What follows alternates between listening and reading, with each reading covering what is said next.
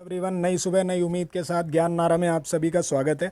Guys, आइए start करते हैं क्लास 9th हमारे आसपास के पदार्थ पार्ट 2। लेकिन गाइस, उससे पहले पार्ट 2 शुरू करने से पहले मैं आपको एक बात कहना चाहूँगा। गाइस, मेरे चैनल पे जाकर आप पार्ट फर्स्ट को ज़रूर देखिए, क्योंकि बच्चे वो पार्ट फर्स्ट जो है वो आपके चैप्टर का बेस है। और बच्चे, अगर आपको बेस समझ में नहीं आएगा तो आपको आगे का चैप्टर समझ में आना बहुत मुश्किल है, नामुमकिन समझ लो बच्चे। तो क्यों समझना है? क्योंकि वो चैप्टर का बेस है, और जैसा कि आप जानते हैं बेबी को बेस पसंद है। आइए स्टार्ट करते हैं पार्ट 2। पार्ट 2 में कह रहा है बच्चे, कणों के गुणधर्म या उनकी विशेषताएं। कणों के गुणधर्म या उनकी विशेषताओं के बारे में बताने से पहले मैं ये कहना चाहूँगा कि जैसे कि आप सभी ने सुना है, पदार्थ की 3 अवस्थाएं होती हैं। आपने 6th 7th 8th क्लास में भी पढ़ा होगा। पदार्थ को 3 हिस्सों में बांटा गया है: ठोस अवस्था, द्रव अवस्था और गैस अवस्था। और कणों के गुणधर्म या उनकी विशेषताओं में हम इन तीनों अवस्थाओं के बारे में बारी बारी पढ़ेंगे। तो आइए स्टार्ट करते हैं। कणों के गुणधर्म या विशेषता का पहला पॉइंट, कणों के बीच रिक्त स्थान पाया जाता है। कणों के बीच क्या पाया जाता है? रिक्त स्थान पाया जाता है। किसके कणों के बीच रिक्त स्थान पाया जाता है? पदार्थ के कणों के बीच रिक्त स्थान पाया जाता है। पहले बात करते हैं ठोस में। ठोस में जो रिक्त स्थान होगा वो कैसा होगा? रिक्त स्थान नगण्य होगा। ठोस में रिक्त स्थान नगण्य होगा। नगण्य का मतलब कि ठोस में रिक्त स्थान नहीं पाया जाता। उदाहरण के लिए लिखा हुआ है लोहे की कील। उदाहरण के लिए लिखा हुआ है पेन। अब आप कह रहे हो सर आपने तो एग्जाम्पल दे दिया, अब हमें कैसे समझ में आएगा? मैं समझाऊंगा ना बेटा, चित्र के द्वारा समझाऊंगा, बिल्कुल अच्छे तरीके से, बढ़िया तरीके से। आइए समझते हैं आगे। जैसे कि हम बात करते हैं कील की।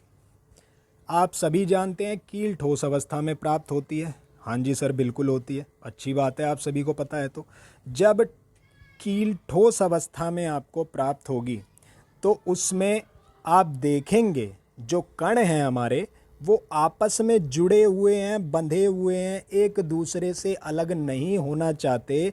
यानी ये एक दूसरे से जुदा नहीं होना चाहते, चिपके हुए हैं। कैसे हैं? चिपके हुए हैं। इसीलिए हम कहते हैं कील जो है ठोस अवस्था में मिलती है, जिसकी वजह से ठोस में रिक्त स्थान नहीं पाया जाता। इसी तरीके से पेन। पेन भी एक क्या है बच्चे? यहाँ ध्यान दीजिए, पेन भी एक क्या है? ठोस अवस्था में प्राप्त होता है। उसके भी कण कैसे होते हैं बच्चे? उसके भी कण होते हैं आपस में चिपके हुए। चिपके हुए, पकड़म पकड़ाई खेल रहे हैं, चिपके हुए प्राप्त होते हैं। उसमें भी स्थान प्राप्त नहीं होता। क्यों नहीं होता? क्योंकि सर अभी तो आपने बताया ठोस अवस्था है। बिल्कुल सही बात है, बहुत अच्छे। जो बच्चे इन सभी चीज़ों का आंसर पहले से जानते हैं वो कमेंट सेक्शन में ज़रूर बताएंगे। आइए, मुझे पूरी उम्मीद है। अब हम बात करते हैं द्रव के बारे में। ठोस की तुलना में अधिक रिक्त स्थान किस में पाया जाता है? द्रव में पाया जाता है। किस में पाया जाता है? द्रव अवस्था में पाया जाता है। किससे ज़्यादा रिक्त स्थान पाया जाता है? ठोस से ज़्यादा रिक्त स्थान पाया जाता है। किस में पाया जाता है बेटा? द्रव अवस्था में पाया जाता है सर जी। ठीक है बेटा, आगे बढ़ते हैं। Is that clear? यहां तक सब क्लियर है? आगे बढ़ते हैं। आगे हमारे पास एग्जाम्पल है नमक चीनी। कारण है कणों के बीच अधिक दूरी। आपने तो लिख दिया सर कणों के बीच अधिक दूरी। कोई बात नहीं बेटा, मैं समझाऊंगा ना अधिक दूरी कैसे है। जैसे कि मान लो आप किसी ग्लास में पानी भरते हो, पानी डालते हो, आप पानी का लेवल चेक करेंगे। जैसा मैं कह रहा हूँ वैसे ही करेंगे। आप कह रहे हो सर आपकी बात क्यों माने? बेटा मेरी बात नहीं मानोगे तो सिद्ध नहीं होगा, साबित नहीं होगा कि जो द्रव है उसके कणों में दूरी पाई जाती है। ठीक है, इसलिए आप क्या करेंगे? ग्लास के अंदर पानी डालेंगे। पानी डालने के बाद आपको क्या करना है? आपको उसकी जांच करनी है कि ग्लास में पानी कितना है। उसके बाद आप चीनी या नमक डालेंगे, या आप पोटेशियम परमैंगनेट भी डाल सकते हैं। अब आप कहोगे पोटेशियम परमैंगनेट तो आपने पार्ट फर्स्ट में बताया था, वो क्यों डाले? वो तो वहाँ पे काम करेगा पार्ट फर्स्ट में।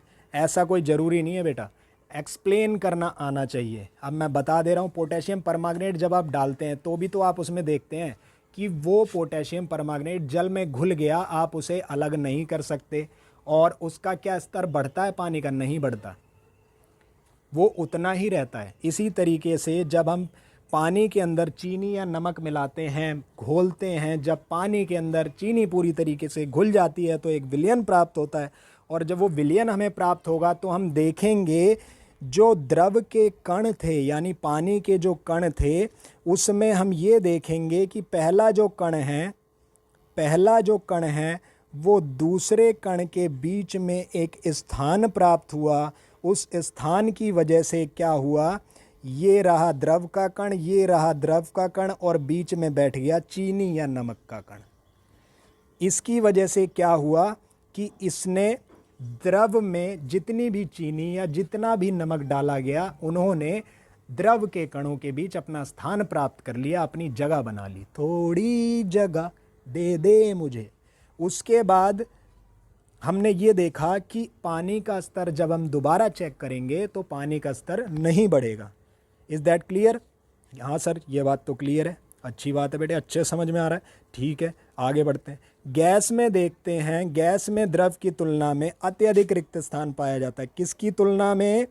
द्रव की तुलना में। किस में अधिक रिक्त स्थान होता है? गैस में अधिक रिक्त स्थान होता है। किसकी तुलना में? द्रव की तुलना में। किस में अधिक रिक्त स्थान होता है? गैस में अधिक रिक्त स्थान होता है। ठीक है, हाँ जी सर, ठीक है। आगे बढ़ते हैं। अब हम बात करेंगे गैस में अत्यधिक दूरी के कारण कण मुक्त हो जाते हैं, कारण लिखा हुआ है। अब हमें कैसे पता चलेगा, मैं बताऊंगा।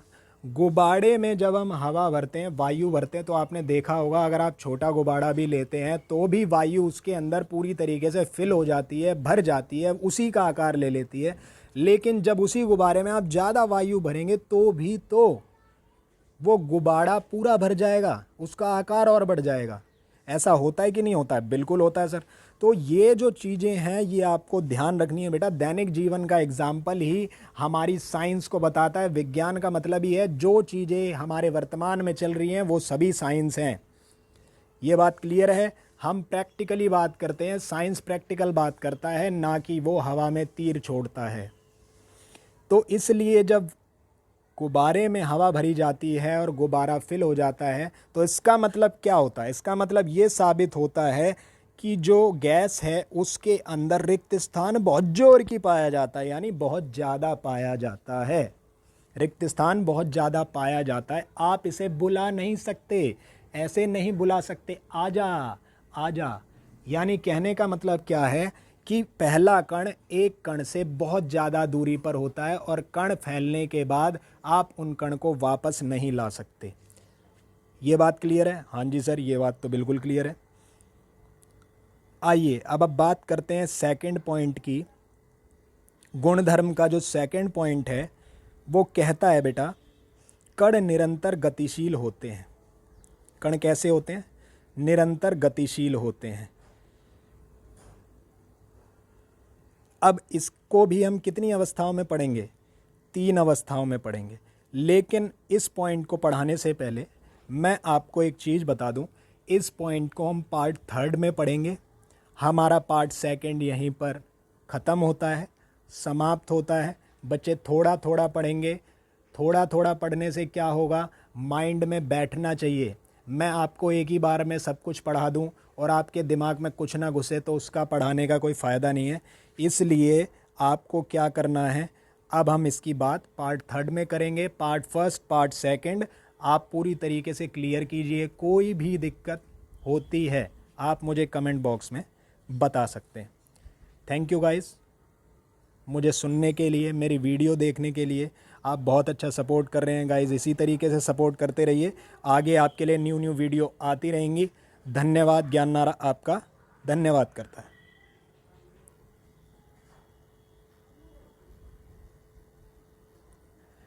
वीडियो को लाइक कीजिए, सब्सक्राइब कीजिए और कमेंट तो ज़रूर कीजिए।